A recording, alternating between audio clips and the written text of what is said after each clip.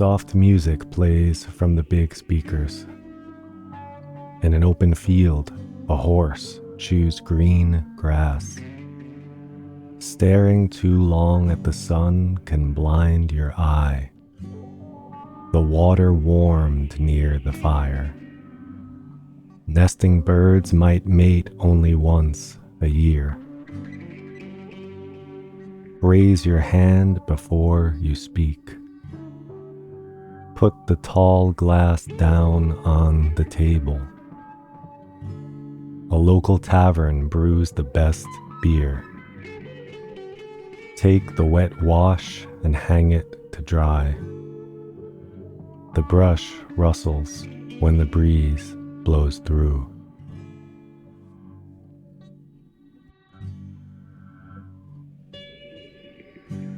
Welcome to the Passing Through podcast. I felt it appropriate this time to revive the Harvard sentences, except with a custom spin, because it's been a while. I contemplated not releasing an episode this week because I don't have a ton of time and I don't have a ton to say, at least I think. Because whenever I sit down to record one of these episodes, I don't know what's going to come out of my mouth. And so my guess is as good as yours, but one thing that I wanted to note was that 2 days ago, on July 12th, commemorated the 55th anniversary of a very special album. It's one of my favorite albums that I smoked many a bong, blunt, joint, brownie, and pot gummy to in my days back in my 20s when I was living in San Francisco, where I first discovered the band Funkadelic. For those of you that are familiar with this band, I don't need to say any more. But for those of you who are not, I wanted to take a moment to encourage you gently to go check out this album.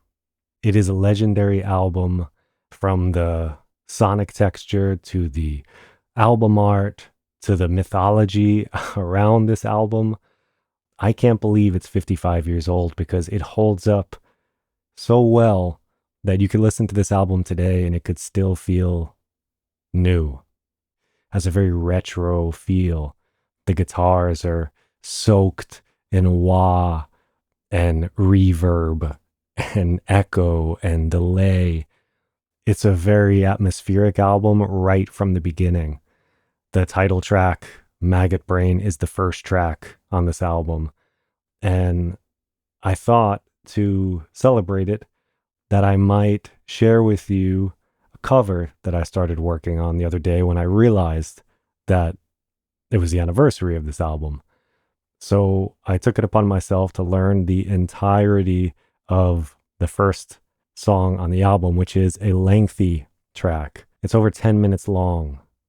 So check this out.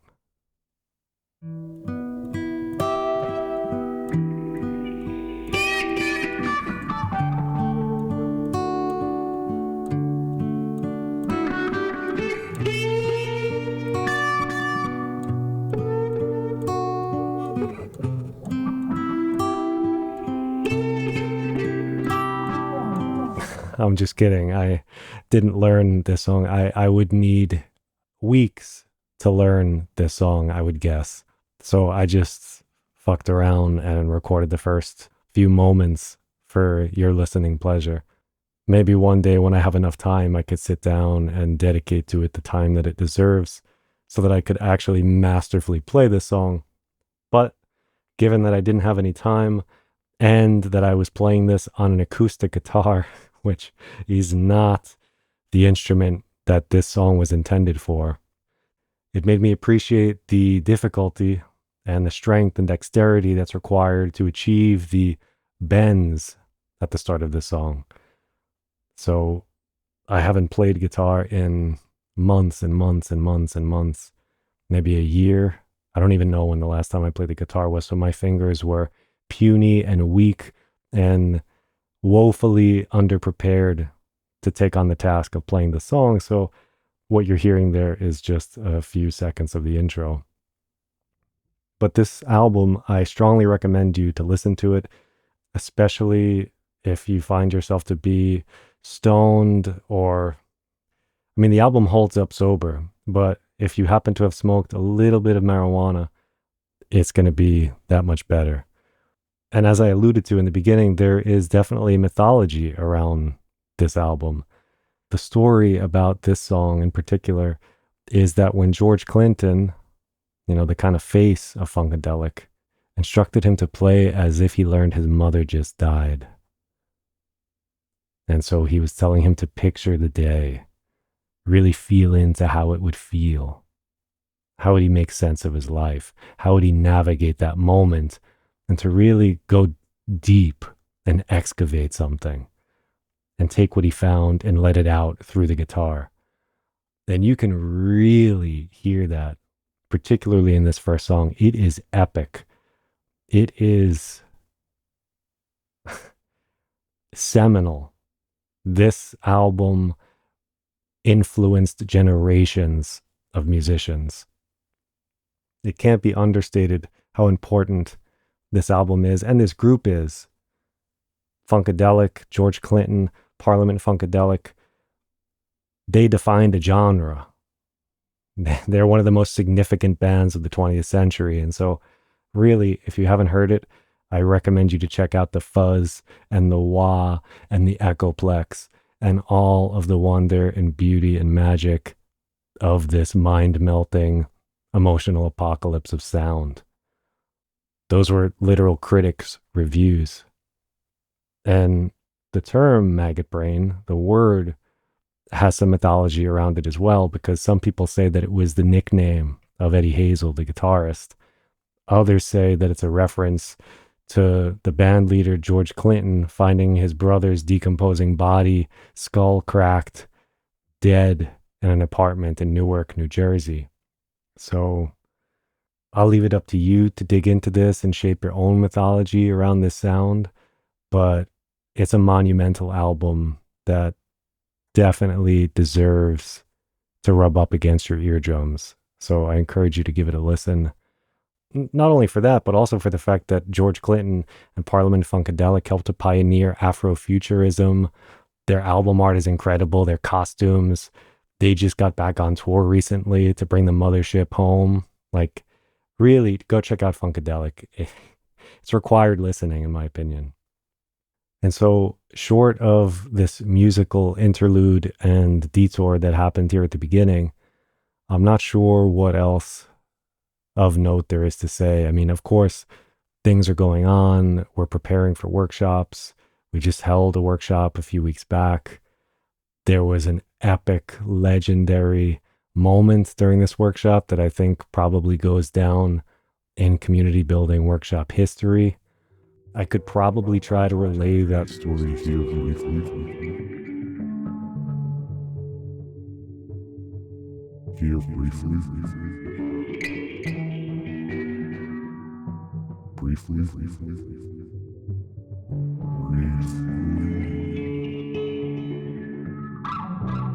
So this workshop we had at our friend's regenerative farm here in Poland.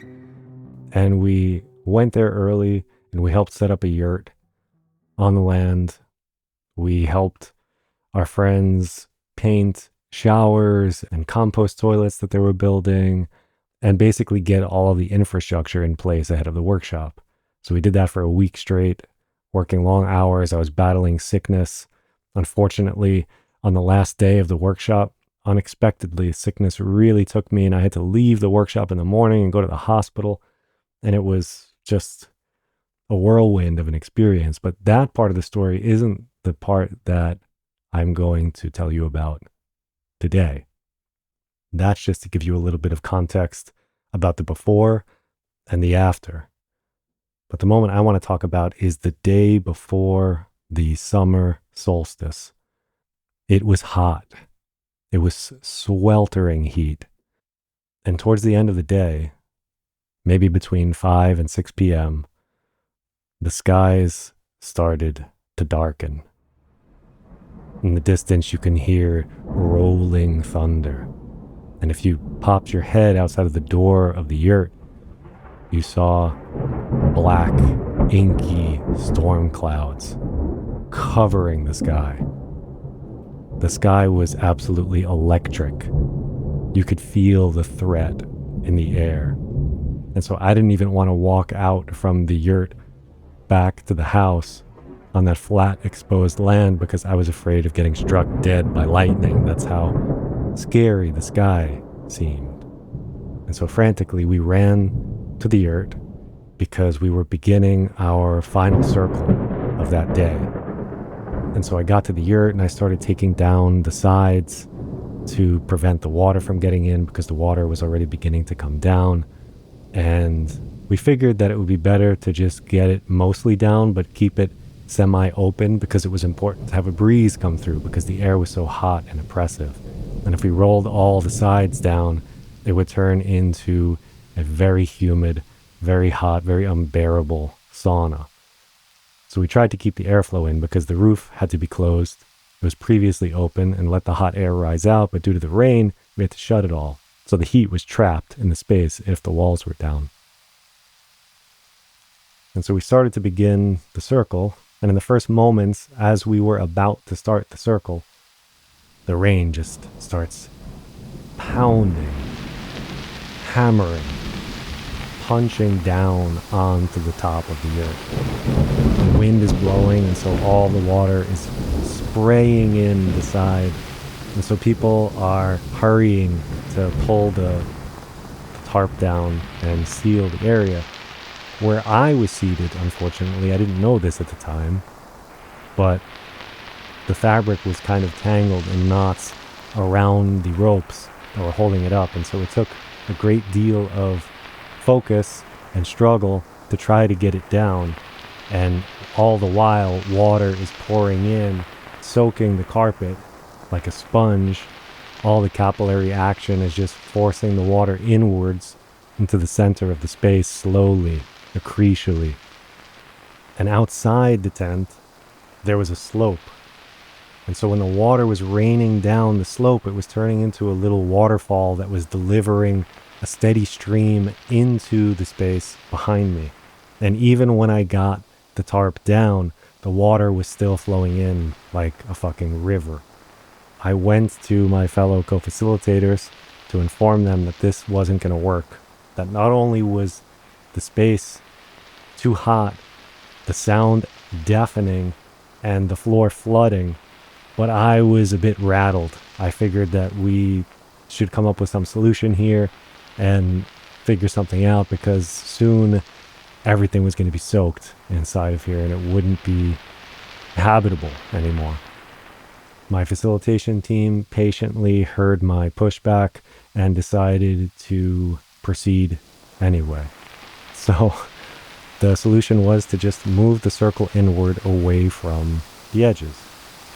To me, this was only a temporary solution because it wouldn't take long for the water to make its way in. But I tried to just stay humble, stay open, and assume that maybe I was mistaken. Maybe I was being dramatic. Maybe I was catastrophizing a little bit. And so I said, okay. We moved into the center. Everybody sat on the floor in a tight circle that was a somewhat deformed circle shape. It was more like a peanut. And unfortunately, where I was sitting, I wasn't in a great position to see the faces and the expressions of some of the participants because some of them had their back to me. And with the rain pounding on the roof, I couldn't really hear. Because as an aside, I need to get these workshops translated because my Polish is very poor. So I have to have somebody translating from Polish to English to me, and we use a little device that I put in my ear, and I get a translation, and it can be whispered. And we do this to try to minimize disruption to the group. In this case, the translator's microphone was transmitting all of the rain beating on the roof of the yurt. She sounded like she was coming to me through a strong, keen, yacky-tacky full of radio static where I wasn't able to get a clear sense of what was happening. It was very strained for me to try to make out what was happening. I was getting bits and pieces, but the sound was so loud that I couldn't quite make it out. And as a space holder, this was very disorienting to me. This was uncomfortable. I was feeling a sense of panic. I'm noticing the people on my side of the peanut are looking around and seeing the water encroaching, marching ever closer with a sense of inevitability. My shoes at this point were floating down the river that was forming in the yurt. And so I'm looking towards my facilitator team, signaling that this isn't going to work. Everyone's going to get soaked over here. We need lifeboats. There's an old man sitting next to me. He's on a mattress, and the mattress is slowly turning into a sinking raft as it starts to absorb more and more water. So now he has to stand. Everybody's inching closer. Everybody's looking nervously over their back at the water as it comes. So I signal to my facilitators and say, hey, maybe we should stand. Maybe we should shift the space of this circle a bit. I realize that as I say this, someone's emptying in the storm. And I couldn't hear it so well because of all the noise and because of the chaos, the physical environmental chaos of the space. And we stayed put because we didn't want to disrupt this moment. And it seemed, for the most part, that the group was totally attuned and fixated and holding and being with this person, which was incredible. And so I shifted my vantage point around to try to get closer, to try to get away from the flood, the deluge of water that was filling the space. And so I'm able to get a better perspective, and I could see now, and I could kind of hear and piece together what's going on, but it's still lossy. It's not a nice feeling to be losing a few words here and there when someone is in a deeply vulnerable state. In this moment, one of the guidelines for this process is to trust the process. And in this moment, all of my trust had evaporated. It had been flooded and drowned, and it was gone. So I didn't know what to do, and I was trying to find peace inside myself to let it go and relinquish the need to hear even, and just energetically feel what was going on without the assistance of sound. And somehow I was able to root down and connect into this, and it was my responsibility to close this circle. We had agreed on that before all of this pandemonium and the monsoons came. So we're sitting there. I think this person is about done, but it's the kind of share where more might come, and so you don't want to come in too early and close the space prematurely. And so I wait. And then more does come. And then I wait. And I'm looking for signals from my team who are closer to the epicenter of the sharing and are Polish and who could hear better, for a signal that it's okay, and I'm not getting one. I'm making eye contact and I'm giving the signal, is it okay to close? And I'm not getting a confirm. So I'm there with this walkie-talkie kind of, Poppy, can you come in? Is it safe to close? Poppy. And I'm just getting radio static back. And this is all happening visually. Then someone else starts sharing, and now we are already over. Circle should have ended, and I hear my mentor in my ear who's saying, never let the circle go over. Weird things happen. And so I'm starting to get nervous, I'm starting to get worried, and I'm looking at Asha. I'm looking at the other facilitators. No one's saying anything. People are holding one another. The rain is beating down. The water is everywhere. It was like a scene out of a movie. It was like a scene where you're on a boat and there's a violent storm and the boat is getting tossed around on the sea and waves are spilling over onto the deck, and it's like someone's taking buckets and just throwing them into people's faces. Water is spraying everywhere. It's just mayhem, liquid mayhem. All of a sudden, unbelievably, while I am in this panicked place, waiting for the right moment, waiting for something to tell me, for someone or something to come through and say, here's the signal, close it out. All of a sudden, the rain stops. It gently just patters off, and there's a bird song. There's a flourish of gentle bird song, the most melodious, beautiful, harmonic bird song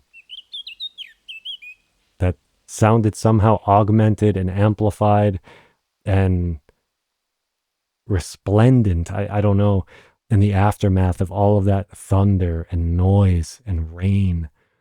And the bird was the one who gave me the signal to end. Believe it or not, that's what happened. And I looked at my facilitation team, they gave me the nod.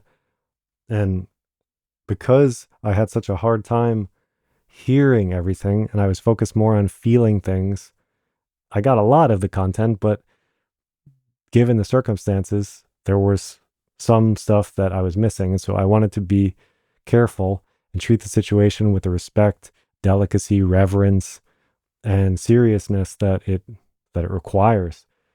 Somehow I wanted to try to convey this beautiful synchronicity of this bird and have everybody feel into this really vibrant space where we all felt conjoined with one another and conjoined with the larger nature and ecology around us, not just on the ground and in the trees, but in the skies, on the distant mountains, because the sound was reverberating out and spilling out in all directions. The thunder was thunderous, you know? So when I was closing the circle, I somehow was feeling my way through this space and thanking the group and for holding the space because it was beautiful. They literally came together and weathered a storm by bringing their bodies closer, by tightening the circle, by putting their arms around one another and holding each other in their time of need. And everything was wet. The space was wet. People's eyes were wet. Our clothes were wet. Our socks were wet. My shoes were gone, merrily down the stream. It was magic. It was absolute magic. The group stayed together. We sat in silence, and slowly people made their way out of the tent and transitioned into the next space, into dinner time. And what's interesting about this to me is that in the weeks before this encounter, I had spoken on this podcast to Francis Weller. And we spoke about facilitation and grief work and circles and holding space. And one of the things he said was that these workshops, these spaces, are grief rituals. And a grief ritual is a water ritual. And on this particular day, as I had mentioned, the heat was so unbearable and oppressive. There was no water, and the space needed water. And so the skies brought the water, and they brought it in epic, mythic proportion. And so this really stuck with me as though it were a message specifically for me to talk about the importance of offering and water and trusting this process, because it's a mysterious process. It's a process that requires constant surrender, constant letting go, trusting in something greater than yourself, and not controlling the group or the outcome. It's a paradoxical thing, right? Because you want to create a safe container. You want to steer the group towards community, but you can't. The group has to get itself towards community, and you can't create safety in the group. The group needs to build safety. And so it's this paradoxical thing, because the more you try to intervene and interfere and exert control over this process, the further away you get from where you need to be for this process. You need to be rooted. You need to be centered around an axis. But the heart of that axis itself is paradox, uncertainty, ambiguity, not knowing. And so the process has deeply spiritual overtones and implications. And for me, this was a very deep, striking, resonant moment.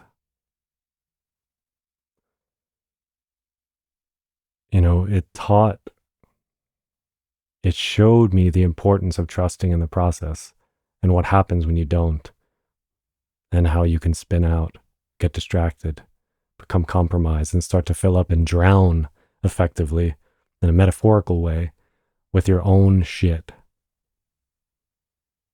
And so for all of you listening who might be wondering, okay, how might I tie this back into my own life? Is there anything useful here that I could use from this whole talk? And I would say yes. Firstly, go listen to Maggot Brain. After you listen to Maggot Brain, I'll include a few other links to songs that I think are particularly amazing, beautiful, funky, dancey, groovy, and just one of a kind. Then you could think about what the second half of this conversation might mean for you. And I think for a lot of us, we tend to exercise a level of control that maybe isn't commensurate with what's required of a given situation, because our culture, our society, our conditioning, our schooling, our education, the workforce, even religious institutions sort of optimize us towards productivity to curb our impure, sinful desires, whether it's Buddhism, Christianity, Judaism, Islam, pick your flavor. There is this sense of always being in control. And we get very uncomfortable when we're not. And so I would say one way that you could try to play with this is to experiment with surrender. Next time you're feeling overwhelmed, next time you catch yourself spiraling, next time you're stressed out because things aren't going the way that you want them, or you feel you've lost control, lean into that and let go of the need to control. Empty yourself of it. Surrender into that liminal ambiguity and uncertainty and paradox, and see what that feels like. So I think that's it for me this week. It's just a quick one. I wish I had more time and I could tell you some more stories, but we'll save that for next time. So as always, be good to one another and stay funky.